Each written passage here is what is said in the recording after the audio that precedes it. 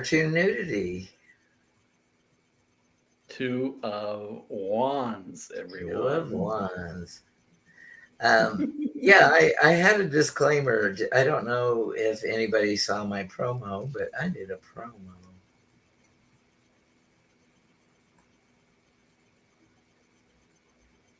I don't have it here. Oh well. So it's Easter Sunday. Happy Easter, Jeff. Happy Easter to you as well. Thank you. And I know we'll probably get more after views, because it is high dinner time and people are with family and communing together and enjoying the holiday here in the States. But wherever you are, I hope that you're having a great day. It's kind of overcast here in Houston, but we're not expected to get any rain. 8% chance today, which means it has a chance of sprinkling, maybe. I can never tell if that means 8% all around the area or 8% in every area.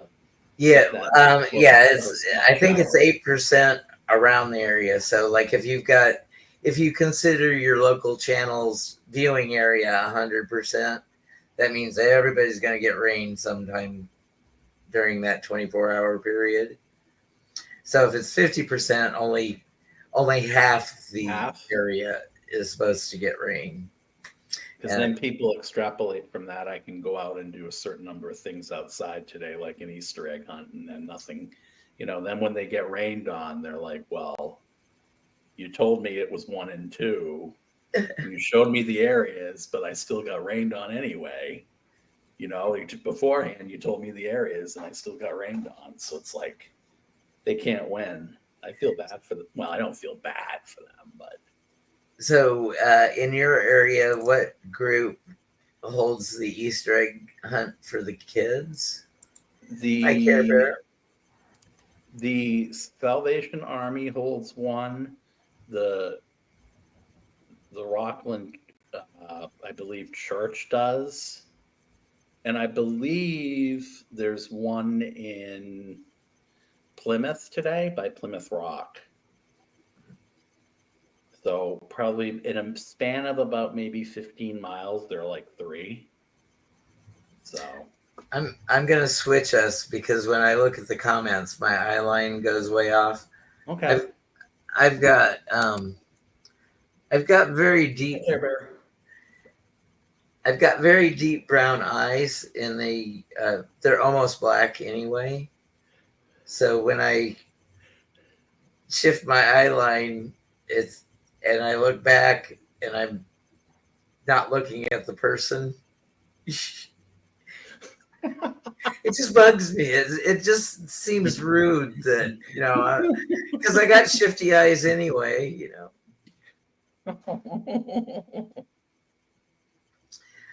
Oh, that's great, Care Bear. Yeah, the local Legion Club in our area did the Easter egg hunt for the kids, and they would have it at like 9:00 on Sunday morning at a local state park. We were located 5 miles from Lake McBride, so they would have it at the picnic area by the beach. And for little kids, they don't really hide eggs very hard. They just leave them right on the grass. They don't even bother to slip them under a leaf or anything.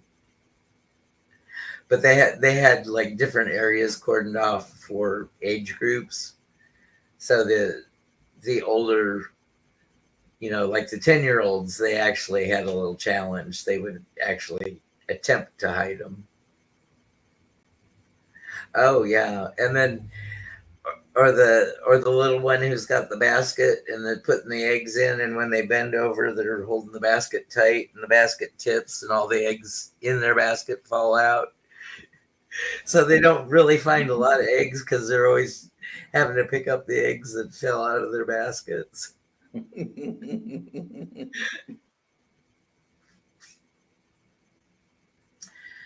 So, are you ready to talk about the Two of Wands?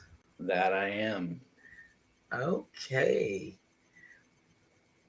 Well, we're going to start with the first. Let's see if I can figure this out.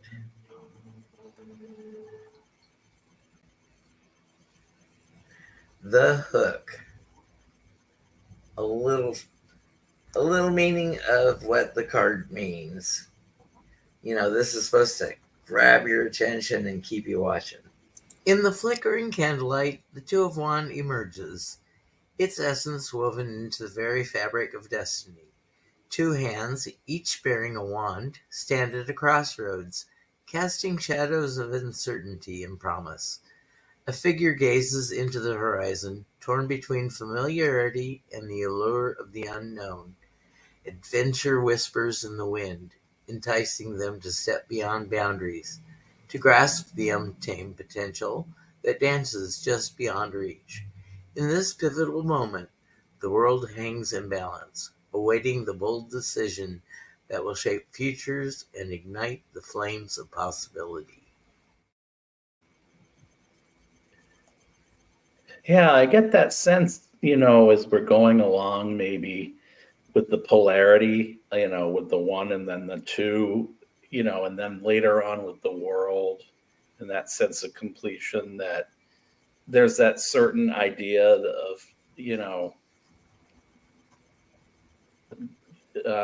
duality, like, you're taking a risk in some sense, but the promise and the reward are just as fascinating as the possibility of failure. So there's something very innocent about the card, though, too, I think. Um, with that whole idea of inspiration, you've weighed the options and you're holding the world in your hand, but there's something tentative still because of the image of the one in the tarot where he's like got one foot outside of the castle and he's got one in.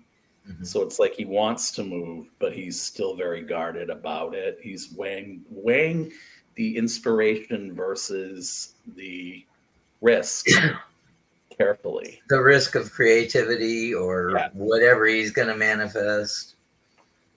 I just kept it to 10, 20 keywords because I found a list of about 80 for this card. So I just looked and what resonated most for me. But if anybody wants to look up these references, if you go to Wikipedia, for some cards, it breaks it down to like 7 or 8 different popular tarot decks and gives their keywords for the meanings. So somebody's gone through a lot of research and it's all available for free on Wikipedia. So we're going to do the keywords. Okay. Oh, no. Let's do the suit. What does the suit of wands mean? The suit of wands in the tarot. The suit of wands is associated with the element of fire, representing action, creativity, and passion. Here are some of the characteristics commonly associated with the suit of wands. Action and initiative. Wands are often linked with taking action, initiating projects, and moving forward with energy and determination. Creativity. This suit embodies creativity, originality, and innovation. It's about expressing oneself authentically and exploring new ideas. Passion and enthusiasm. Wands represent fervor, zeal, and excitement. They signify a strong sense of purpose and enthusiasm for life. Inspiration. Wands are associated with inspiration and the spark of new ideas. They encourage exploration and growth. Courage. This suit symbolizes courage, boldness, and taking risks. It suggests being unafraid to pursue one's dreams and aspirations. Energy and vitality. Wands signify vitality, energy, and drive. They represent a zest for life and the willingness to tackle challenges head on. Adventure and exploration. Wands are linked with adventure, exploration, and the seeking of new experiences. They encourage stepping outside of one's comfort zone and embracing the unknown. Leadership. Wands represent leadership qualities, confidence, and the ability to inspire others. They suggest taking charge of a situation and guiding others towards a common goal. Impulsiveness. On the negative side, wands can sometimes indicate impulsiveness, recklessness, or a lack of planning. They caution against acting too hastily without considering the consequences. Overall, the suit of wands embodies the dynamic, energetic, and passionate aspects of human nature, encouraging us to embrace our creativity, take action, and pursue our goals with enthusiasm.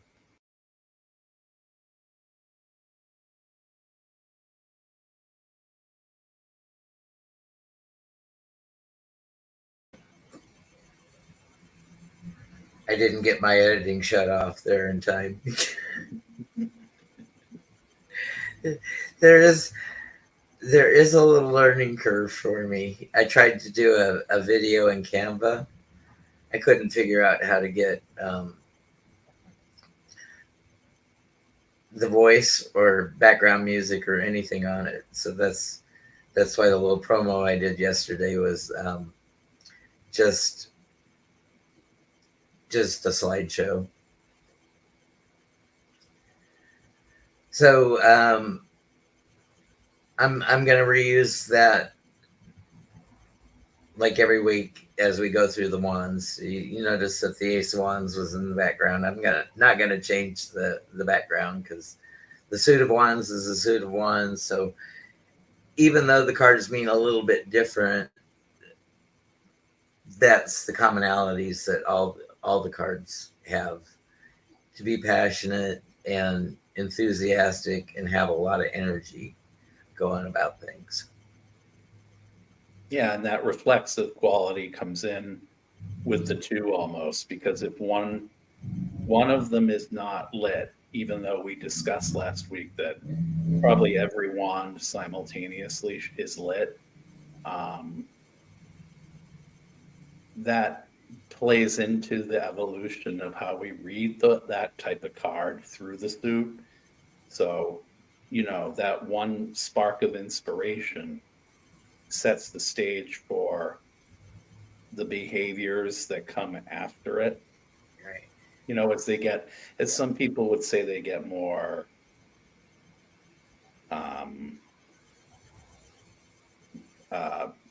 what would be the word for when fire becomes out of control, flammable or inflamed,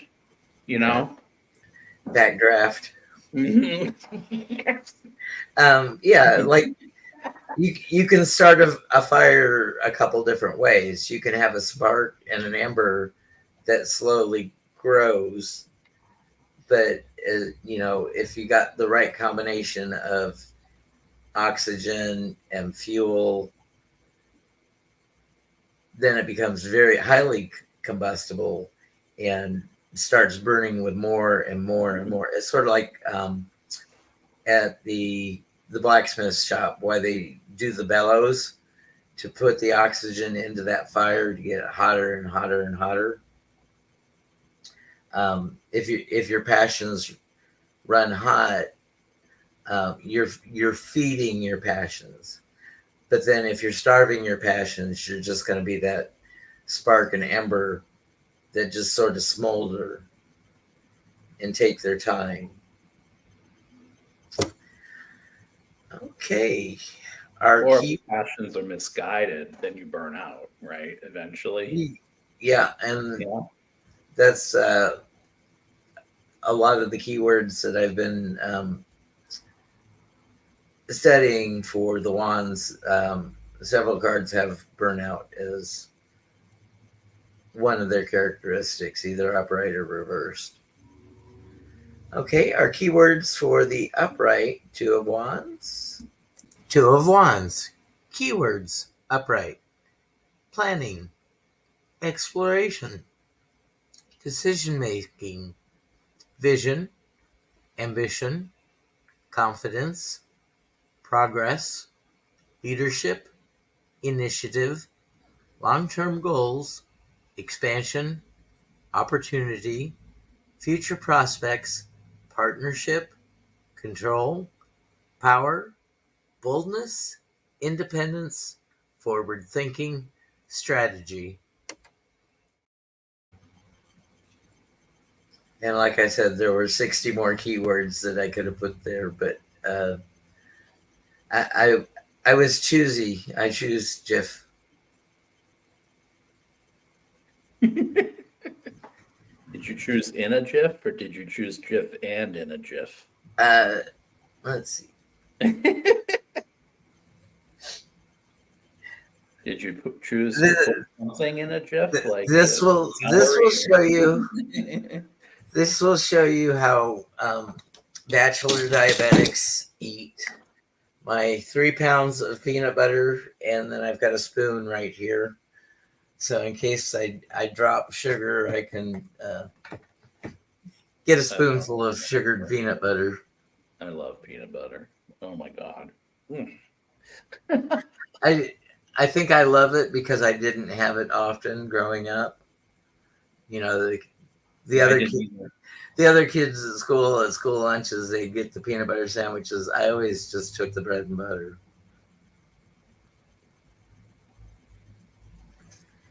So I am just ignoring comments over here. I'm so sorry.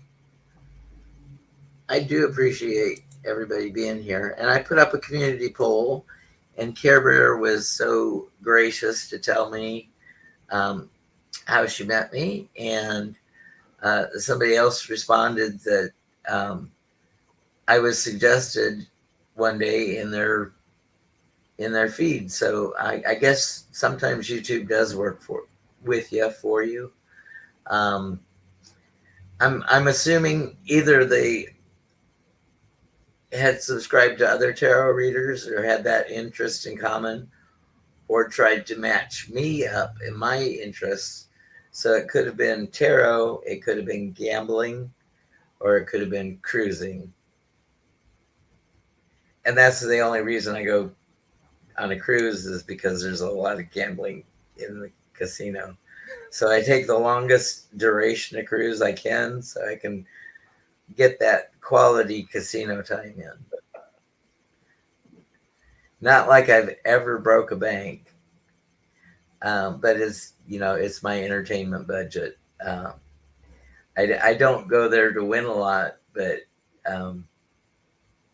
I have my little envelopes, my daily limits, and if I lose it, I've lost it, and then I go, find the silent dance party on the Lido deck or something, or go watch the comedian. Do you do the buffets? I do the buffets, but I have to have assistants. So, like, if it's all pre-portioned out, I can put the tray on my lap because I use a scooter when I'm on the cruise. Otherwise, here I'm just using a rollator walker, a little thing with 4 wheels and brakes and a seat. The ships that I go on aren't that big, but it would take me, a half hour to get from the smoking deck back to the buffet. And I'm going to be at the very front of the boat this time. And I was on the same ship last year, so I know I can't use the front elevators to go up to 11 because there's stairs. And 11 is the smoking deck, 10 is Lido, 11 is promenade. But there's 3 stairs out, the automatic doors, but there's 3 stairs. So I got to go to the midship bank of elevators and go up that bank. But, the ship's small enough that you figure out the layout. in a day. Now, I don't know what I'd do on one of those great big celebrity or like Oasis of the Seas on Royal, a 6,000 passenger boat, um, and then 6,000 passengers and 2,900 crewmate. That's too big. That is too big. That's that's a mega hotel floating there. Flotilla. Hello, Patchwork Tarot. Jennifer H. I'd add duality to that list. The shift from ones to two, from point to counterpoint, from me to you, from the known to the unknown, from here and not here. I agree with that. Thank you for saying that. I did have to choose 20 out of 80. If I don't want to overwhelm you, tarot should be fun. You're going to find out more information as you read and have more reference material. To Tom's point, which makes a lot of sense, Patchwork Tarot, it could be states of being with that issue of duality that are figurative or literal. You know what I mean? Like, and they could have positive or negative connotations, and so the list could balloon even more than 80. But yeah, that duality aspect is very, very important. Yeah, I'm sort of like Wesley from The Princess Bride. I'm only mostly dead, not completely dead. Oh, I'm sorry. Oh, I'm so sorry, Jeff. Oh, bad timing on bad jokes. Am I gonna have to call 911 for you?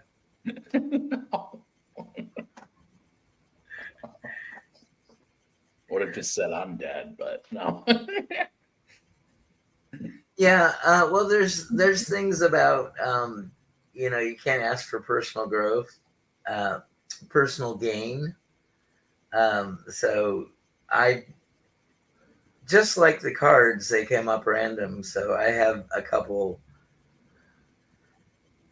roulette betting strategies that I use on the outside.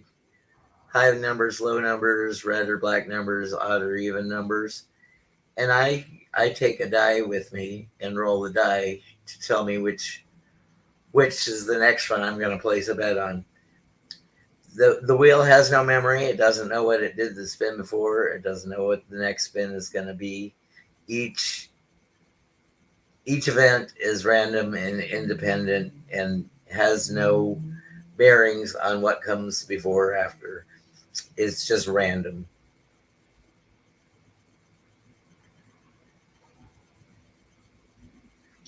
Yeah. Twins and a double stroller and stairs. I'm sure that doesn't work.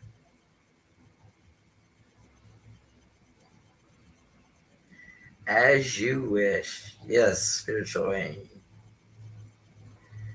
And so that's Wesley's akin to saying "I love you" to Buttercup. Oh.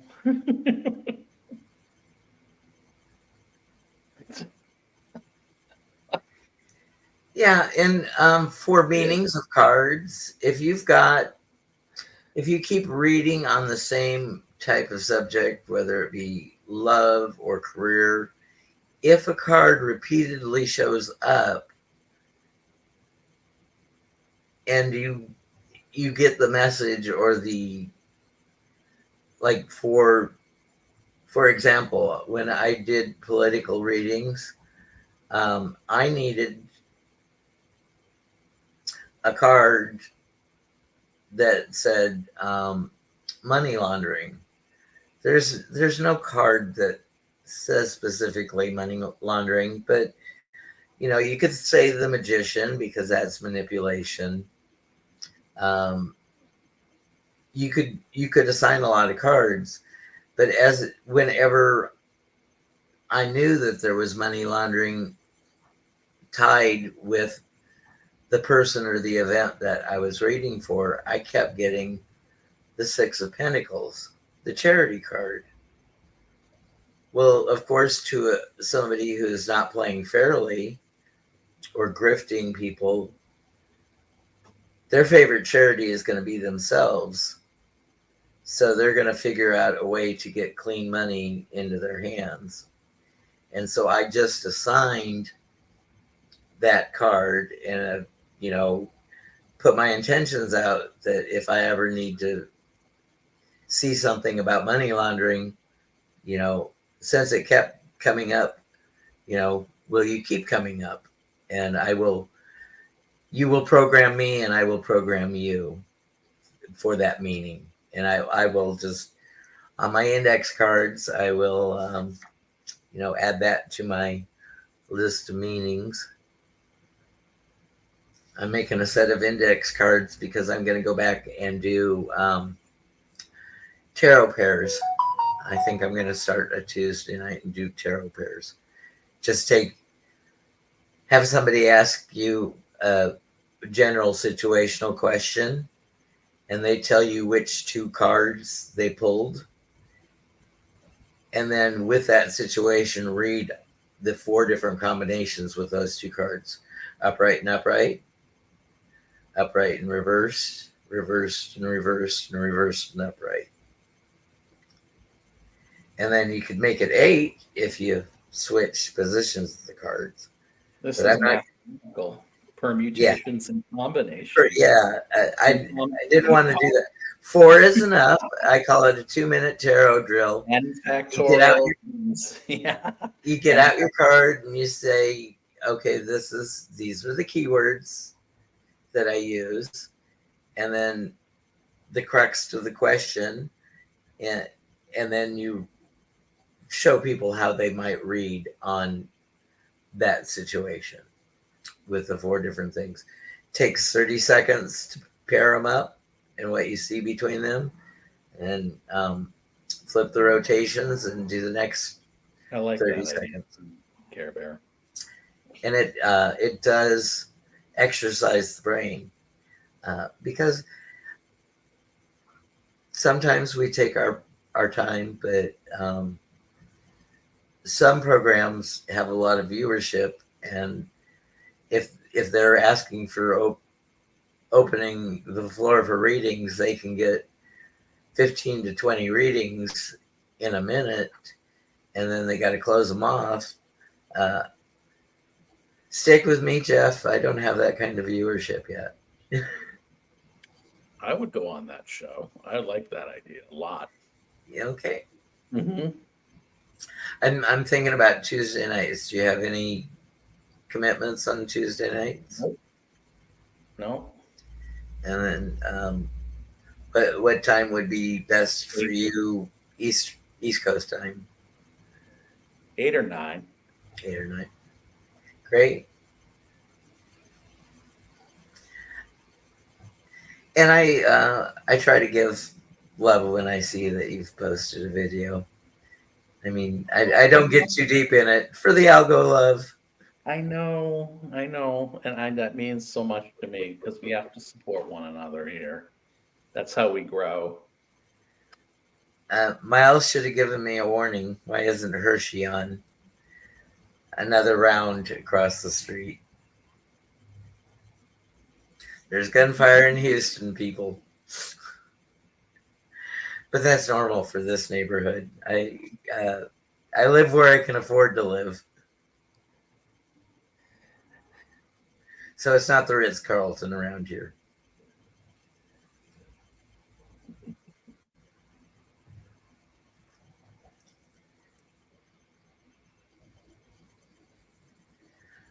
Okay, are we ready for our reversed keywords?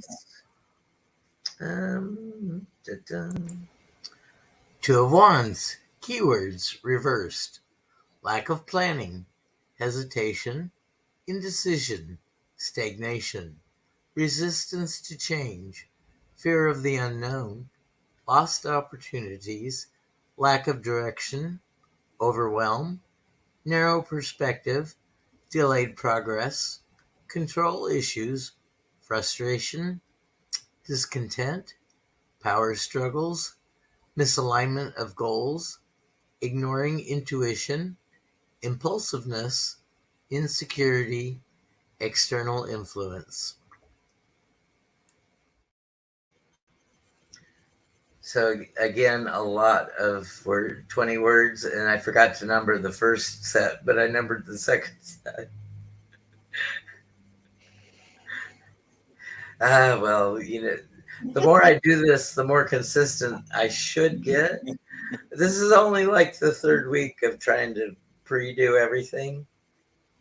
And by the way, after the show, all these videos will be strung together, except the story that you hear today is not in there. There was another story, and I came up with a better method of prompting ChatGPT to get a story crafted the way I wanted it. I just kept futzing. So I didn't go to sleep last night. I was up till 4:30 this morning editing that and getting it all these rolled into one. So at 1 o'clock this afternoon, that's going to be available, and it'll be in the IITJ playlist on the channel. So, any other keywords that you want to? I'm seeing as I'm doing these, stagnation is coming up a lot. Can be either in the upright or in the reverse. So, like when I was thinking of stagnation, the first thing that came to me was the Hanged Man and stagnation to me.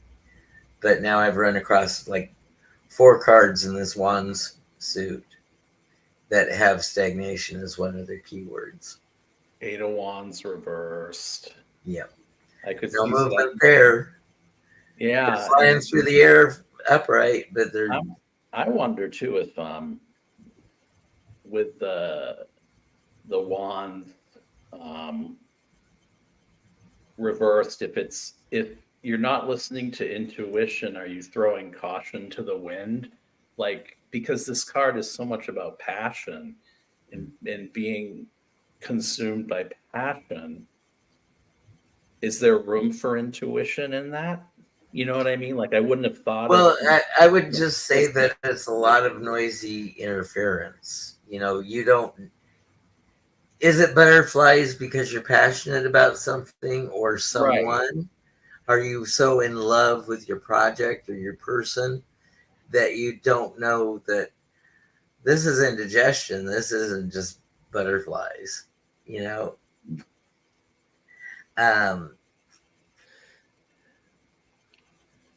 I mean, that's what comes up for me. I think your mind is so distracted elsewhere that you don't pay attention to what your body is telling you.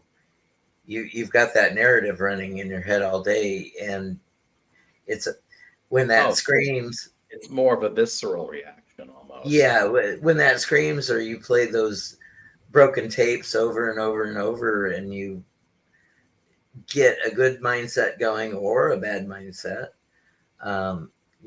Sometimes we have to rewrite the tapes in a more positive tone.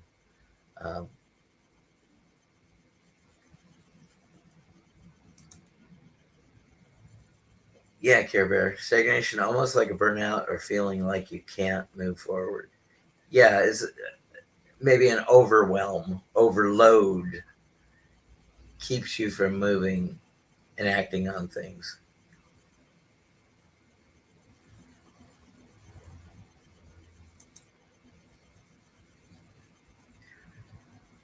Yeah. Oh, yeah, I would say that would be a trait of like your Page and Jack, very impatient people, maybe even your King and Queen.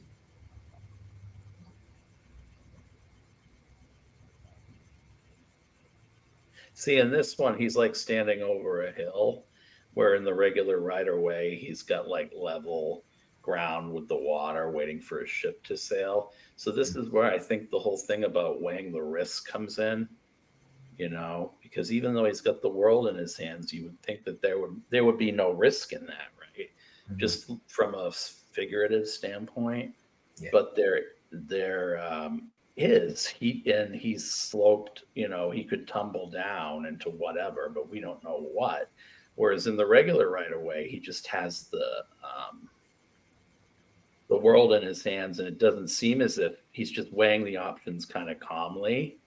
Right. And he's doing the same thing here. So it is almost a contradiction in a sense of what you want to do versus what you think the risk is, because this card represents risk more to me than the right of way.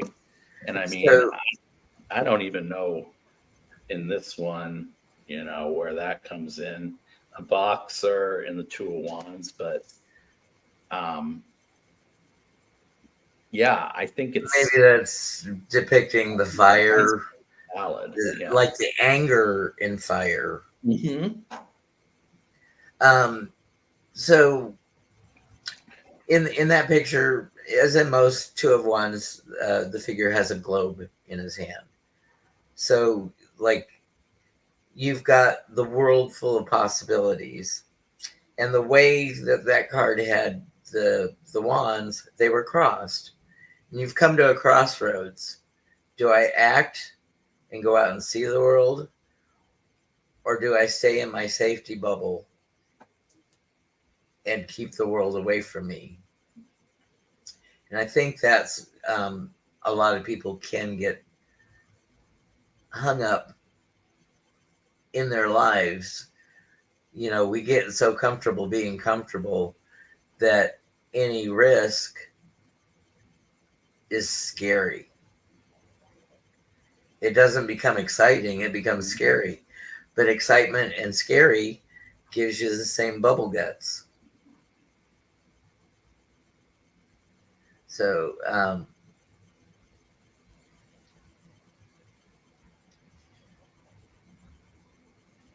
Chair of Abyss.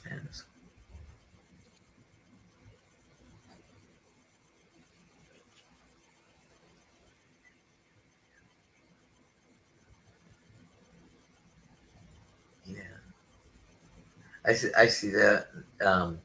I've not seen that particular card, but I can see. There's a world full of possibilities. What is he looking at? It's up to your imagination. And so is risk and reward and comfort. It's all up to your imagination. If you make the dust bunnies under your bed scary, then they become the night closet monster. If they stay the cute, fluffy little bunnies under your bed, well, that's good. You can get to sleep at night. Otherwise, you become an old man that doesn't need a lot of sleep because you stayed up too many nights when you were scared to death to go to sleep.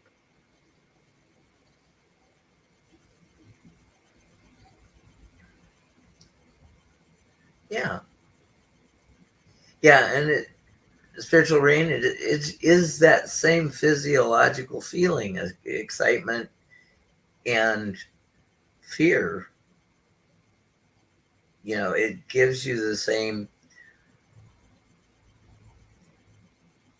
faster heartbeat, higher blood pressure, hyper awareness of situations around you.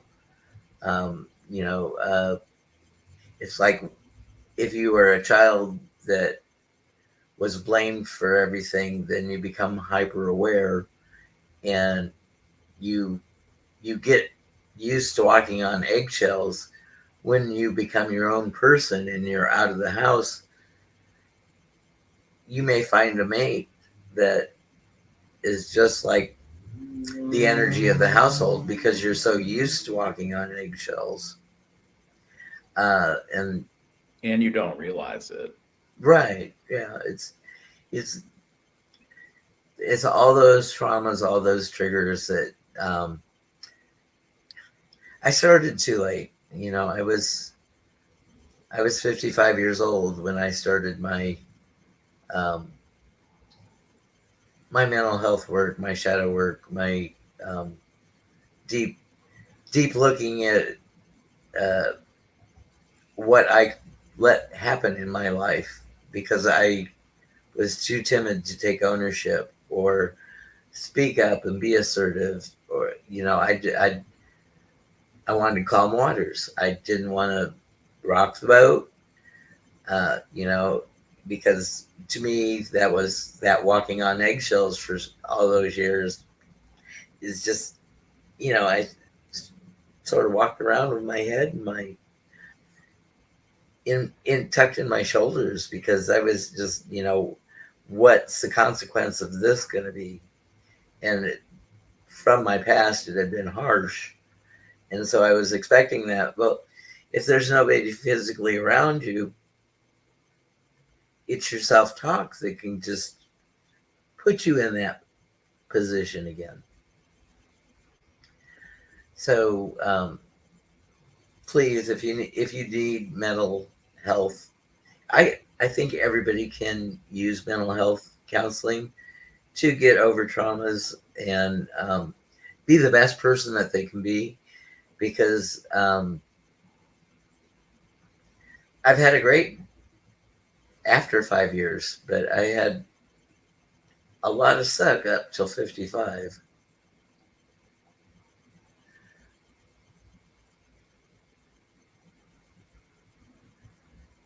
Yeah, yeah, we become timid because we're afraid of consequence. Um, we we end up reacting instead of responding intelligently just because we've been that hyper vigilant person. And Okay. we'd have to be hyper vigilant in a lot of cases, for our own survival. Oh yeah, it's a protection mechanism when you're a child because Mhm. once you realize that there is dangers all around you, you you have to build up some kind of coping mechanism. Well, when those same influences or people are gone or situations are gone, our body remembers. All that self stinking thinking that we self taught, we've made those loops in the tape recording, and they play over and over and over, even though the situation is gone. And that's why a lot of things can be self fulfilling prophecies, is because we're not thinking right in the head. We got to clear out those old tapes, rewrite them with positiveness, affirmation, fact instead of fiction. And some of us don't really know what reality is, because we've been living this false narrative for so long that we've made ourselves into something that we aren't, and we made situations into something they weren't. So there's a lot of imposter syndrome going on there too. Let's look at our symbolism. Two of Wands symbolism. Wands, representative of the element of fire, symbolizing creativity, energy, ambition, and action. A figure holding two wands, often depicted as a person standing with one wand in each hand, representing the need to make a choice or decision between two options or paths. Globe or world map, frequently seen in the background, indicating a global perspective or the potential for expansion beyond current boundaries. Horizon symbolizes looking ahead to the future, exploring new possibilities, and envisioning long term goals.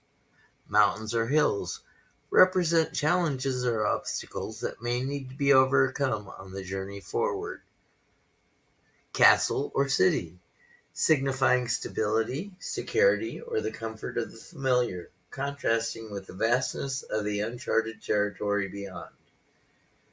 Red clothing or accents, reflecting passion, courage, and drive in pursuing ambitions and goals. Hand gestures. The figure's gestures may convey confidence, determination, or contemplation as they weigh their options and plan their next steps. Standing at a crossroads, symbolizing pivotal moment of choice where important decisions must be made that will shape the future. Sun or sunrise, representing optimism, vitality, and potential for new beginnings or opportunities. Each of these symbols contributes to the overall meaning of the card, highlighting the themes of decision making, planning, ambition, exploration, and the balancing act between embracing the unknown and staying grounded in the present.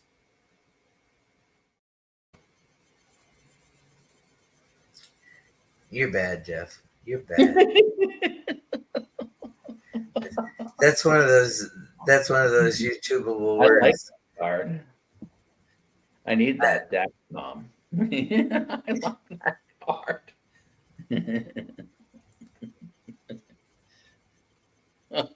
That's one of those words that YouTube doesn't like. We're supposed to say unalive or Undead. self-harm. Self-harm to the point of non-breath.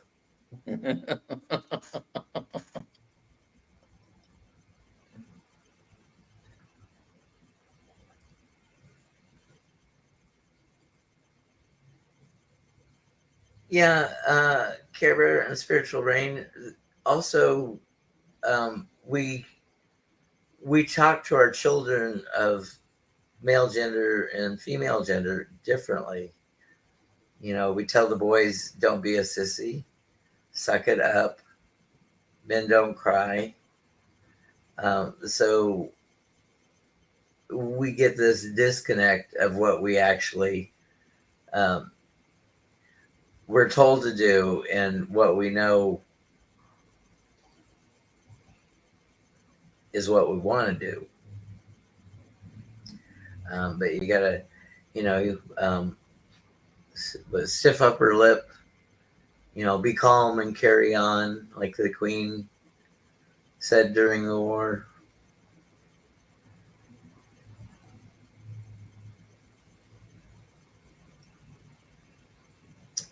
Alive impaired. There we go. Alive impaired. Living impaired. Well, I live impaired. At least it's not from 3 pitchers of beer a night. So I gave it up for Lent 5 years ago. I lent it out. I lent it to somebody. I don't know who took it up, but I'm sure the same amount of beer flows out of that bar. Numerology of the twos. Numerology for the Two of Wands. In numerology, the number 2 is associated with several key characteristics and meaning. Balance and harmony. The number 2 embodies the idea of balance and unity and harmony. It suggests the need for cooperation, diplomacy, and partnership to achieve equilibrium in various aspects of life. Duality. The number 2 represents duality, emphasizing the existence of opposites such as light and dark, yin and yang, positive and negative. It reminds us of the interconnectedness and complementary of contrasting forces. Relationships. 2 is often linked with relationships, partnerships, and interactions with others.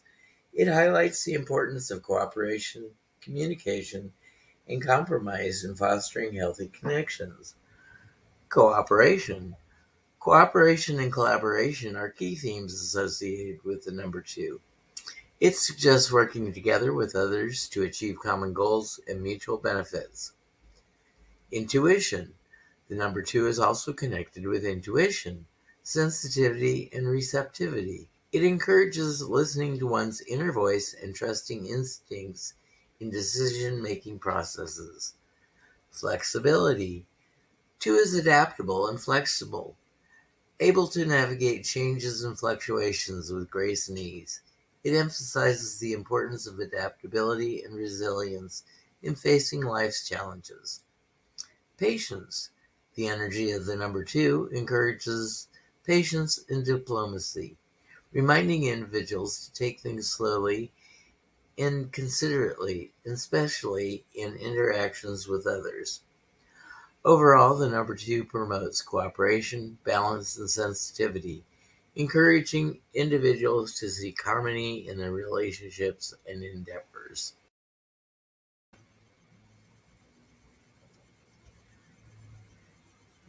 So we've got the balance, the duality, the yin yang.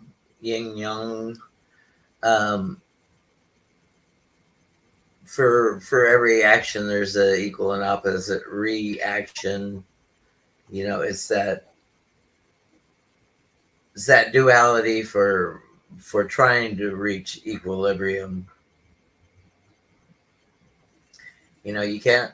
You can't experience joy unless you've experienced sadness. Or joy isn't as sweet if you haven't had sad to compare and contrast to. The next video is about our zodiac. Now for the these are going to be for the wand suit, it's going to be the 3 fire signs, always. Some cards just pick Aries, and then another one will pick the mutable or the cardinal.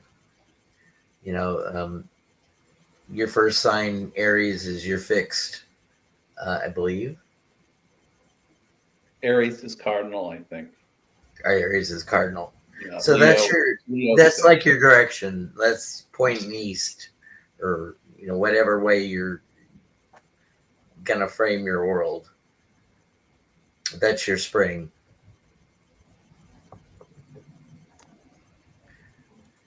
Okay, we're gonna do this. Planets do change. 2 of Wands, zodiac and planet. The 2 of Wands is associated with the zodiac sign of Aries and the planets Mars and Jupiter. Aries. Aries is a fire sign, known for its boldness, initiative, and leadership qualities. The energy of Aries resonates with the adventurous spirit and courageous decision-making depicted in the 2 of Wands. Mars. Mars is the ruling planet of Aries and is often associated with energy, action, and assertiveness. It brings forth the drive and determination necessary to pursue goals and overcome obstacles, mirroring the dynamic energy of the 2 of Wands. Jupiter. Jupiter, the planet of expansion, growth, and opportunity, is also associated with the 2 of Wands. Jupiter's influence amplifies the sense of optimism and possibility depicted in the card, encouraging individuals to explore new horizons and embrace the unknown with confidence.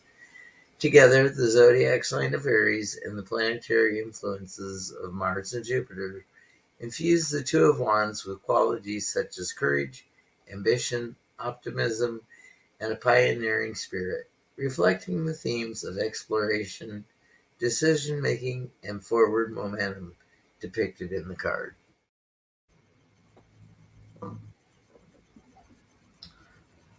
So, just like last week, we had Aries with the Ace of Wands, and so if you think of the Emperor in the traditional Rider White, he's got the ram's heads on his throne. Well, the rams are Aries, and that card also has Mars, the warring planet, for its association. So even though he's a 4 in the major arcana, you'll find that a lot of major arcanas have a lesser side of them, sort of a mirror child, because the major arcana are the big things in life, the big important life moments that everybody's got to go through. We got to go we got to be born. We have to pass. We we have to break away from family and go out and explore. Uh, we long to find a partner that gets us instead of being got. We get each other. It's just each of the major arcanas may have one or two or three minor arcana cards that reflect some of the same qualities, but these are the minor arcanas deal with the day-to-day livings and human interactions of each other. It's not the big events, the, the ones that can cause you to go into yourself and isolate and cry in your bed for 3 weeks at a time because you had to face something very hard and very scary by yourself, and it just sets you back to being that emotional child again.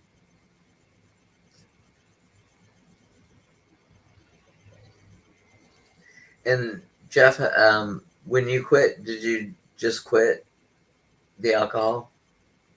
I can't. The thing about it is, I can't bring myself to have a drink anymore after what I witnessed with my father, watching the whole trajectory of him not learning in his mid 50s that he needed to cut back or exercise or do something to offset, even mitigate what he had done. And I'm the same way in that I take after him. So if I'm not going to at least try to take care of my body on a practical everyday level, I'm not going to add to it. So it's like I can't bring myself to have one anymore. It's a very strange thing. And when I do, it was like about 8 months ago I tried. I fell off the wagon, I guess you could say. And then nothing. And it wasn't enjoyable. I pounded them. It wasn't fun without him. He was Yeah. my drinking buddy, basically. Well, And that, I have my vacation. I will drink on vacation, but that's as soon as you're back on land, it starts again. But I decided once I had to inject myself with insulin every day that hey, 3 pitchers of beer at Thursday through Sunday is probably not the greatest thing that you could be doing to your body. yeah, he'd have to take whatever his sugar levels were elevated with the pancreatic cancer, and they say that cancer feeds off sugar, and it might have contributed to it. Um, or he might have just been programmed to die at a certain age because of inherited genes with cancer. I don't know, but either way, even if I weigh logically that possibility that it was his time to go, no matter what, I still can't. I still can't bring myself to do it. And I even like now I can't because I don't like the feeling of it. Even take like a marijuana gummy because it makes me feel the same way I would feel drunk. And I don't like the feeling anymore. Something in me snapped. You know what I mean? Something in my brain where it became almost a mental allergy to it. Does that make sense? I don't know. Yeah. Well, I was using the drinking as an excuse to get away from me because I didn't really like myself at the time. And I know a lot of people wouldn't even understand that, but I just needed to be away from me. And I would not drink if I was not in a good mood because I'm a happy party kind of guy when I'm drinking. But if I go in at melancholy, I am going to be miserable and crying by the time the night's over. So I would just, yeah, I guess I should have been sad more often. I guess I was too happy that, Yeah. Well, I mean, to me, it was like gateway because it served the purpose to make me happy instantly. But when it became impossible to be happy without it after he died, I knew that wasn't going to help. So it was like almost a mental block to drinking. That's weird, but yeah. it's how it went for me. And I had drunk for 1847, 6, what, 20, 36 years? No, wait. Since 1993 to 7 and 29, 30 years. So it goes to show sometimes things will happen to you that will make you shut off to something. It's weird. But sometimes you don't have to do something, but it will be divinely inspired. It's a lot easier to disassociate when you're not thinking clearly. Correct. In traditional tarot interpretations, the Two of Wands does not have a direct association with a specific yes or no response. Instead, it typically signifies decision making, planning, and exploring options. When seeking a yes or no answer in a tarot reading, it's often better to focus on cards specifically associated with affirmation, such as the Ace of Cups or the Sun, or negation, such as the Five of Cups or the Tower. The Two of Wands is better suited for inquiries related to choices, opportunities, and future directions rather than a simple yes or no query.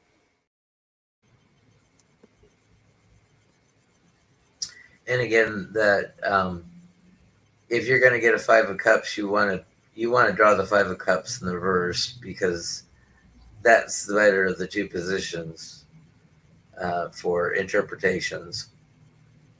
That's the lighter, happier side of is a reverse Five of Cups. The upright is loss and poverty and homelessness and all those things that the card or Five of Pentacles. I don't know, it's like Five of Cups is lost because you spilled two of your cups. Or is three of your cups, and you're only looking forward to those three cups that are spilled, not looking back and seeing what that not all is lost. You've got something left to start over.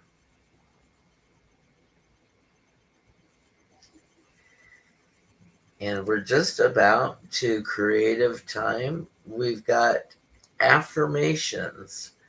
We've got an upright affirmation and a reversed affirmation.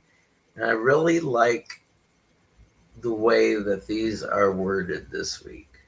An affirmation for the Two of Wands upright could be, I trust in my ability to make confident decisions and embrace new opportunities. I am bold, visionary, and ready to explore uncharted territories. With clarity and courage, I step into the future knowing that success awaits on the path I choose. An affirmation for the Two of Wands reversed would be, I release hesitation and embrace clarity in my decision-making process. I trust in the journey ahead, even when uncertainty clouds my path. With patience and inner wisdom, I navigate challenges and rediscover my sense of direction. I am open to new perspectives and opportunities, knowing that setbacks are temporary and growth is inevitable. And I was doing that late at night, so that's why opportunities has too many syllables.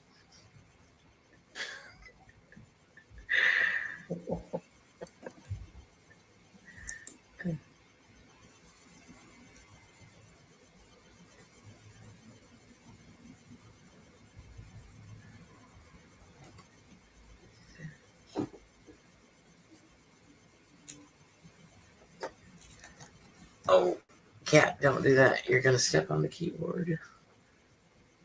This is Andy. Hi, Andy. Hi, He Andy. is he is food motivated. I found him probably between 4 and 6 weeks old, and he probably spent 2 or 3 nights without mama. I think mama just had too many kittens to take care of, and she needed to wean them because she didn't have enough nourishment for herself.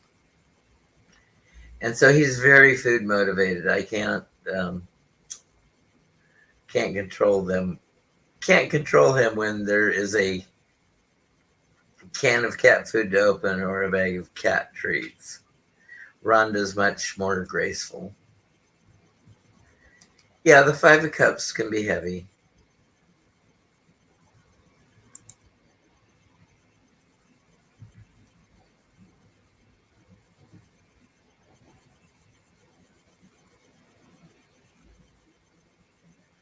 Oh, I'm sorry that you lost your kitty. We'll just hope he found a place where there's people that love him, or maybe he didn't like the kibble he was getting fed, and he found somebody with better kibble. He or she. Okay, time to get out the journals or your creative paper. Um, write some poetry. Just jot down any notes if you haven't had your journal out. Think about the Two of Wands, and whatever comes to you, you can add to your journal for keywords, for what you got out of discussion. Um, I'm always gleaning things from other readers. Yeah, I'm trying not to say steal, because that's what joke writers do. They steal material. We just glean. I'm I'm taking the pearl out of the oyster when I hear a pearl of wisdom. So I am associating those things that really hit close to home or really resonate with me, and adding those to my keywords whenever a reader reads a card. Okay, here's our story for the Two of Wands. It's about 8.5 minutes this week. Title: The Explorer's Dilemma. Act 1: Setting Sail. Upright Two of Wands. In the bustling port city of Lantoria, where the salty sea air mixed with the aroma of freshly caught fish, there lived a young and ambitious explorer named Alaric. With his trusty compass in hand and a map of uncharted territories, he stood at the edge of the dock, gazing out at a vast ocean before him. The Two of Wands stood tall in Alaric's tarot reading that morning, symbolizing ambition, planning, and discovery. It was a sign that now was the time for him to embark on his greatest adventure yet. With determination burning in his heart, Alaric boarded his sturdy ship, the Azure Voyager, ready to set sail into the unknown. As the ship's crew hoisted the sails and the wind caught them, Alaric felt a surge of excitement coursing through his veins. He was filled with visions of uncovering hidden treasures, mapping out new lands, and making a name for himself as the greatest explorer of his time. With each passing day, the Azure Voyager cut through the waves, guided by Alaric's unwavering sense of purpose. The sunsets painted the sky in hues of pink and gold, casting a magical glow over the endless horizon. Alaric knew that he was meant for greatness, and nothing would stand in his way. As weeks turned into months, the crew grew weary from the long journey. Doubt began to creep into their minds, but Alaric remained steadfast in his conviction. He knew that fortune favored the bold, and he was determined to seize his destiny. Finally, after many trials and tribulations, land appeared on the horizon. Alaric's heart swelled with pride as he realized that they had reached the shores of a new and unexplored land. With the Two of Wands guiding their path, they had overcome every obstacle and arrived at their destination. As Alaric stepped onto the virgin soil, he knew that this was only the beginning of his great adventure. With the spirit of exploration burning brightly within him, he vowed to continue his journey, uncovering the mysteries of the world one discovery at a time. And with the Two of Wands as his guides, there was no limit to what he could achieve. Act 2, Lost at Sea, Reversed Two of Wands. As the days turned into weeks and the weeks into months, Alaric's once unshakable confidence began to wane. The reversal of the Two of Wands brought uncertainty, indecision, and stagnation into his once adventurous journey. The crew of the Azure Voyager grew restless, their morale sinking with each passing day. The wind seemed to conspire against them, blowing them off course and leading them further into uncharted waters. Alaric's dreams of glory and riches began to fade, replaced by a creeping sense of doubt and fear. Once the vibrant sky turned gray and the storm clouds gathered on the horizon, the sea grew tumultuous, tossing the ship about like a mere toy in the hands of an angry child. Alaric struggled to maintain control, but it seemed as though fate itself was against them. Amidst the chaos, dissent began to brew among the crew. Whispers of mutiny filled the air. Fueled by frustration and despair, Alaric knew he needed to take action before things spiraled out of control, but he felt paralyzed by indecision.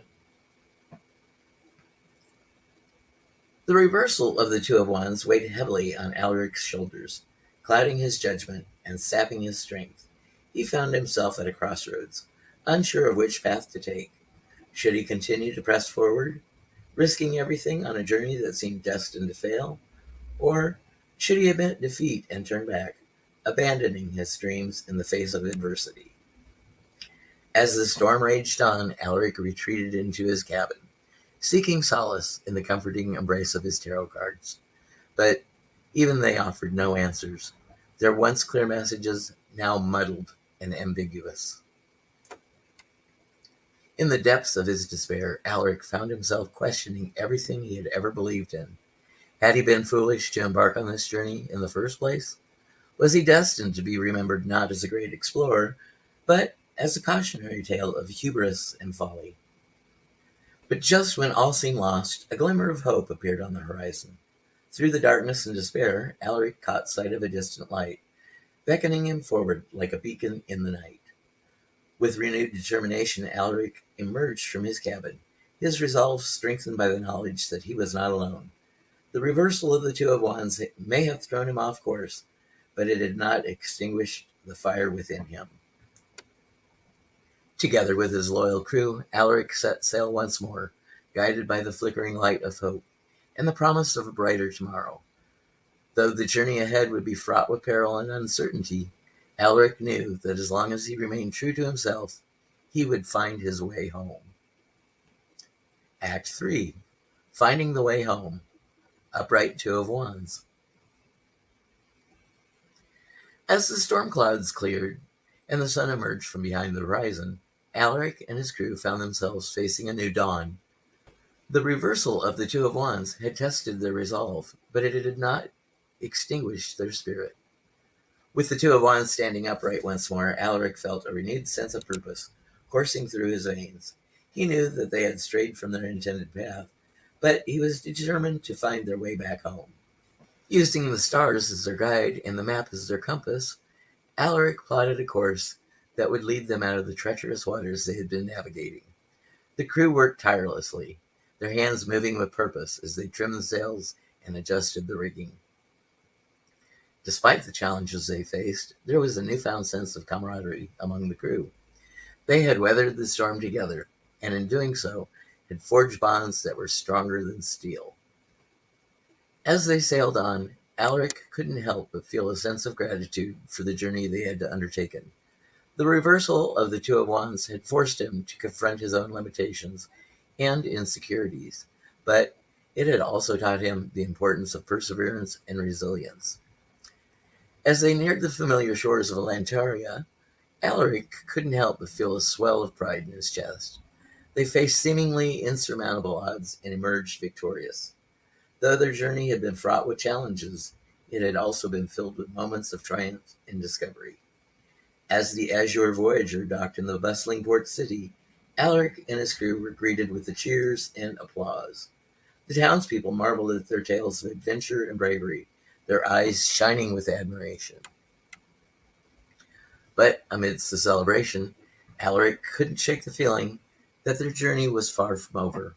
The Two of Wands stood as a reminder that there were still new lands to explore and new horizons to conquer. With a twinkle in his eye and a smile on his lips, Alaric turned to his crew and made a solemn vow. "This may be the end of one journey," he said, "but it is only the beginning of the next. With the Two of Wands as our guide, there is no limit to what we can achieve." And so, as the sun set on the horizon, Alaric and his crew set sail once more, their hearts filled with hope, their spirits ablaze with promise of adventure. For with the Two of Wands leading the way, there was no challenge they could not overcome, no obstacle they could not conquer. And so, their story continued, written in the stars, and etched into the annals of history for all time.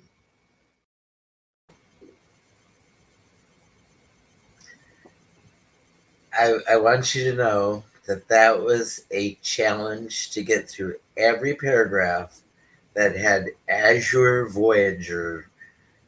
I think I did about 8 takes on every time I hit that. Just uh, my my mouth doesn't want to go that way, or my gap tooth is getting in the way of pronunciation or something. It just I was getting lockjaw after a while. A tongue twister that led to lockjaw. Yeah, especially at night. That must be painful.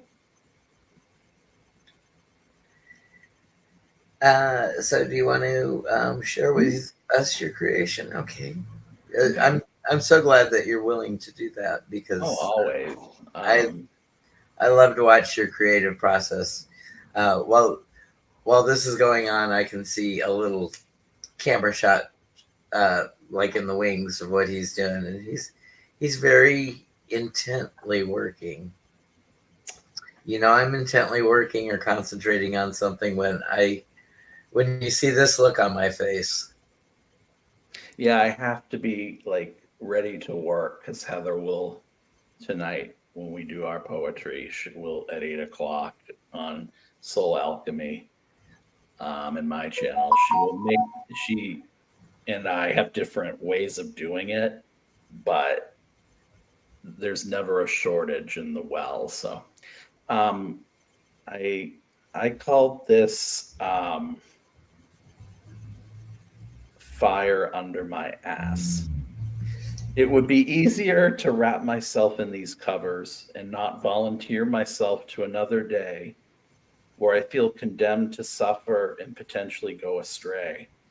But if the man I want were to light a fire under my ass, I'm still not going to discover a way to realize successfully my heart's desires. It always has to be someone or something, but I can't avoid the words to discourage when there's some part of me that refuses to see past the darkness of my universe. A commitment to someone else, I can't even make a commitment to myself. Let my passion consume me or use what they call blasphemy to my advantage. If the intention is yours, no one can steal from you the flame, the life force. Not to know what to do is as much a choice as not being you. You got all that out in 8.5 minutes. From your video, yeah. Wow, that was wonderful. I was gonna try to do it haiku style because we're going in that direction too with Moon Scarab in a couple weeks. So, but I couldn't do it yet. 5-7, 5-7, 5-7, but it can't rhyme either. So that's the challenge of it. But at least there'd be enough nature to pull off of most of the cards. Yeah, that was one of the fool exercise. I had people do rhymes, and write either a limerick or a haiku. Yeah, and it's challenging because it's constrictive, but you still want to be creative in the constriction. So it's a challenge without it sounding forced, you know.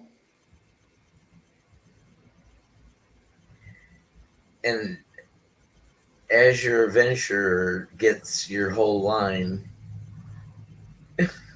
Yeah. Yeah. Yeah.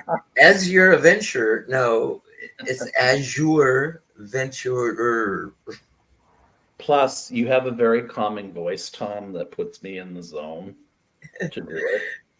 Yeah, I drone on, so you should be ready for nap. But it's very lilting, you know what I mean? Yeah, you should see me lip sync to drag. It's very lilting. There are a lot of psychics that do that to me. Spiritual Growth Tarot and Astro does it. Denise Siegel does it. Even Sterling's been known to put me to sleep. I don't know how.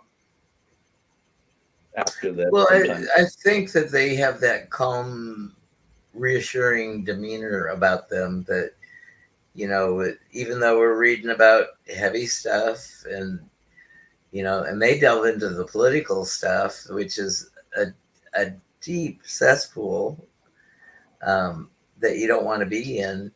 Um, they they just put your mind at ease and smooth out the energy so you don't.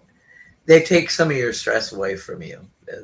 I mean, uh, empathic humanists, they're reading on people that are polar opposites of empathic humanists. Yes.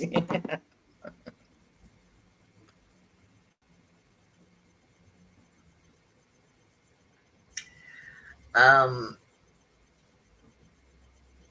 there will be um, the all these put together in just one video, but the story is different. But I will post this second story all by itself. So what I'm trying to do is go back.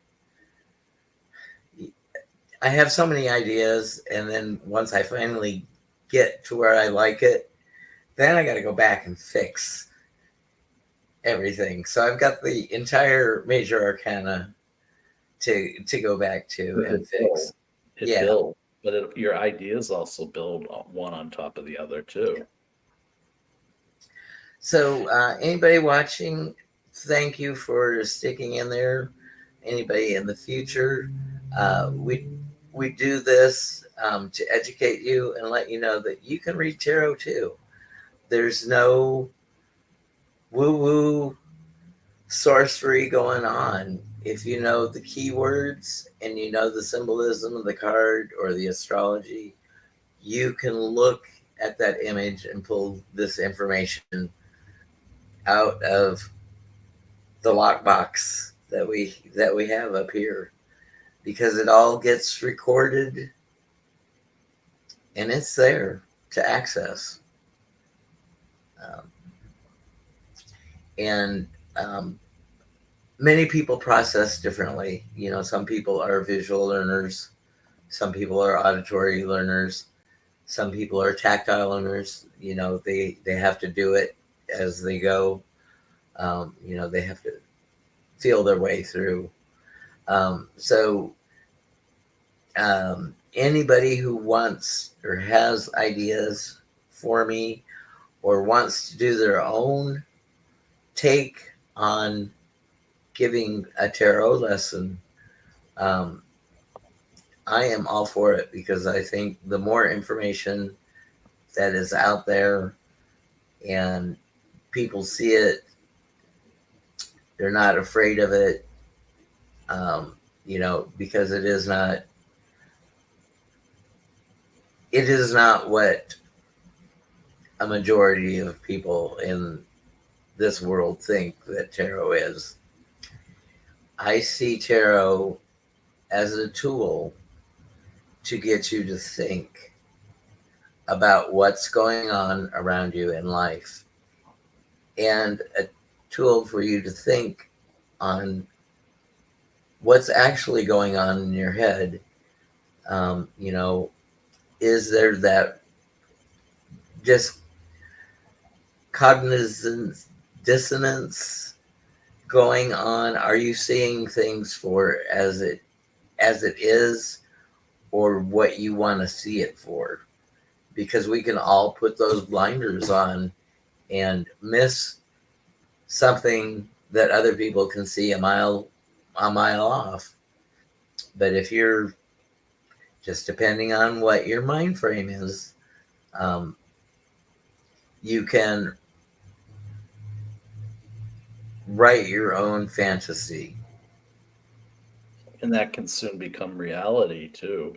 Yeah. If you revisit it, it is like an art, because it may have have its strength and a meaning a month down the line, 5 years down the line, or in a revisitation of how you envisioned it versus how you experienced it. So what Thomas says is very true. Um, and people don't realize the gravity of that until after. Even the most, and this is the same way in poetry, even in the most mundane of circumstance, there can be meaning. So before you cast off something is woo woo or a vision and meditation is meaningless, throw all the expectations out and surrender to what could be. You know, I know the Two of Wands is more about the inspiration that comes from within you, but a lot of times that inspiration it can come from earthbound realizations and things like that. So don't ever cast yourself off or cut yourself off from source, whatever you define source. So, All right, Care Bear. I will have to Tuesday morning. I'll have to see how long this staying awake nearly 2.5 days. Sometimes I recover in 4 hours. Sometimes I recover in an equal amount of bear hibernation um, after I've stayed up all night long. Just uh, I started last week during the eclipse. I'm prone to lunacy. I tell you, everyone, I'm prone to it. And I think I probably had maybe 10 hours of sleep since Monday. I'll be outside smoking in my chair, and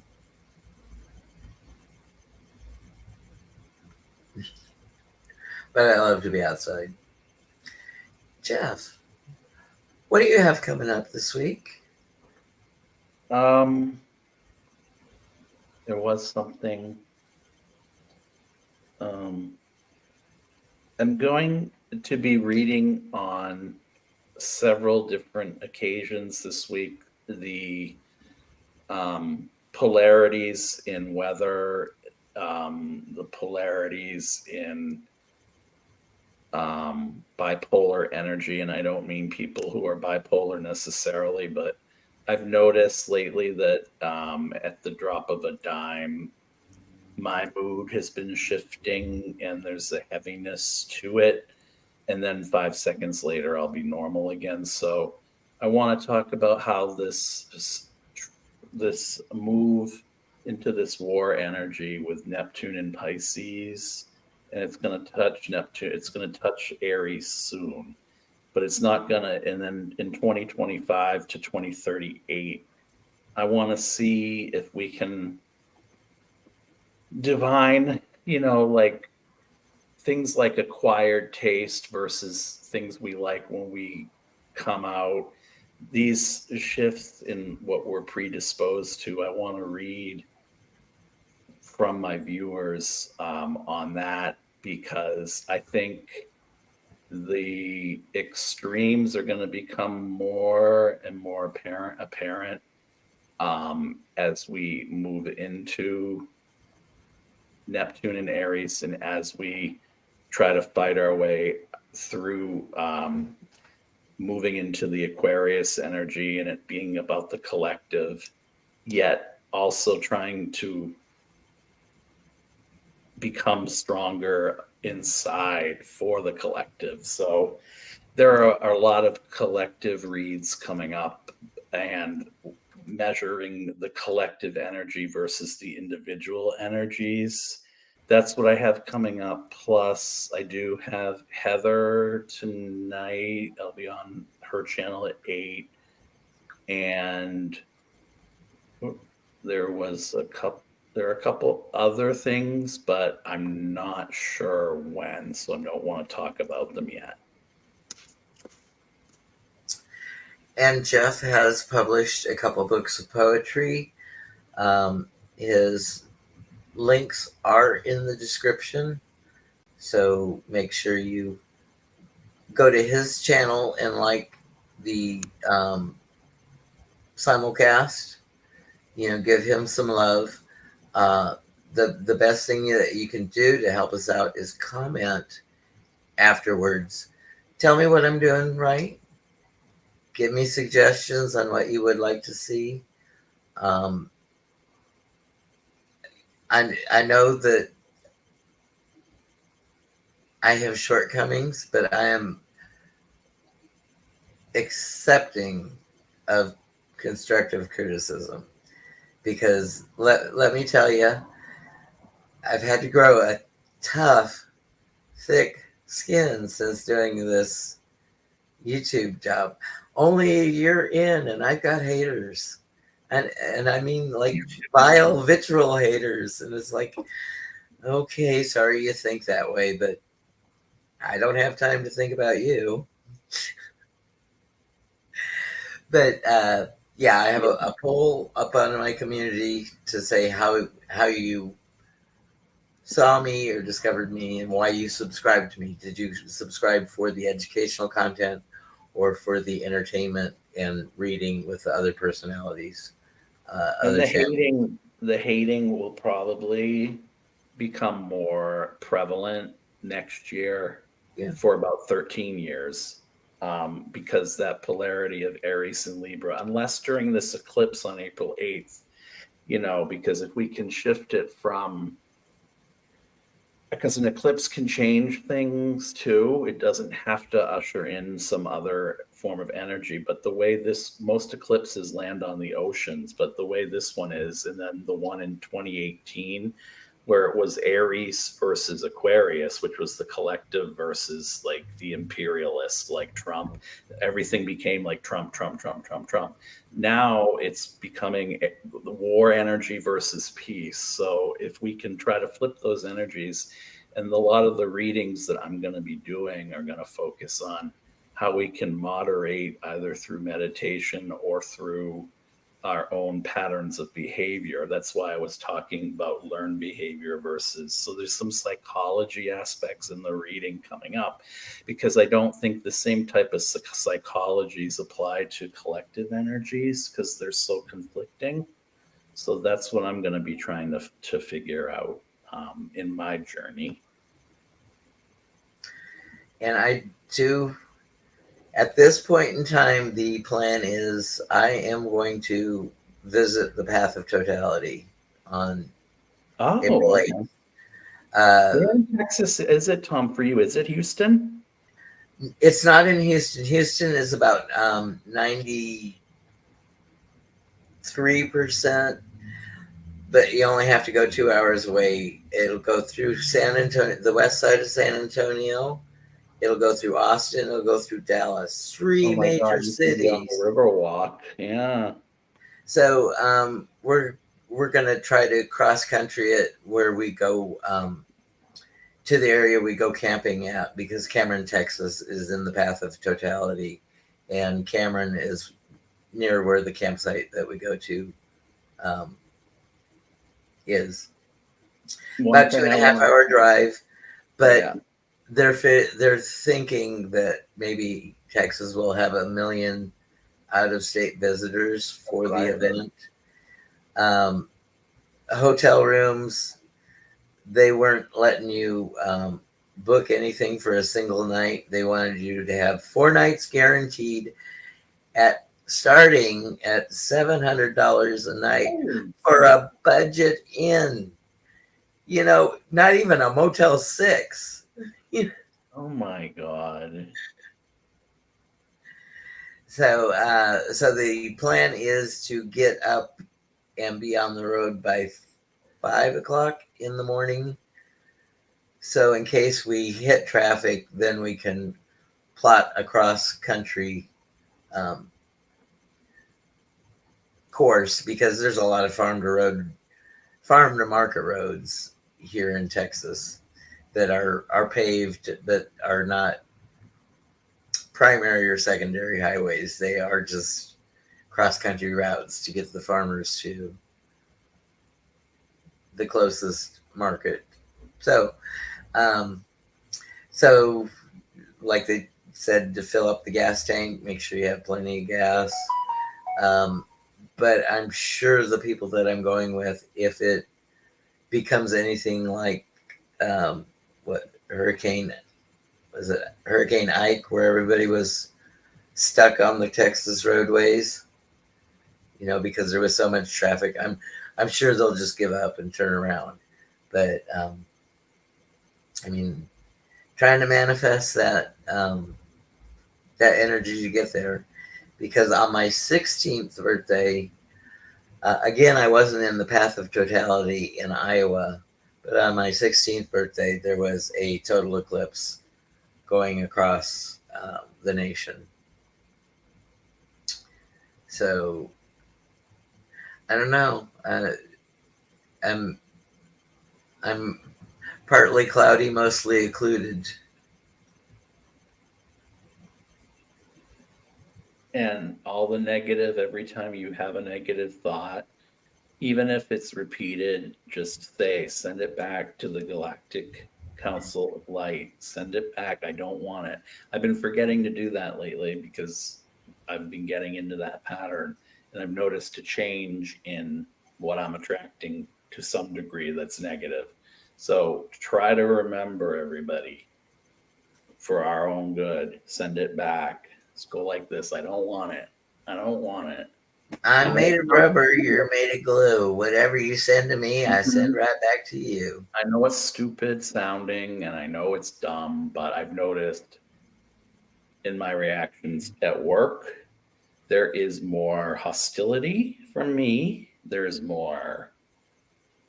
less, and it's less about being depressed, which I like better, but it's more hostility than it is about going inward. Yeah, it's coming outward more. At least you have a feeling of control with anger instead of shutting down. That's true. Anger doesn't feel good, but it empowers you. It's like, yeah, it can invigorate you. It analyzes you. Yeah. And yeah, instead of being that shrinking violet that we all hate to be. Well, thank you, Jeff. Will you come back next week if you can? Of course. Hershe won't be back next week. She is in the middle of her move next week, but she had an opportunity to see her grandkids today. So I leave you with, remember, be kind to yourself, be kind to each other, and go out and make it a great day. You can make it a great day. Bye, everybody. Bye-bye. Thank you so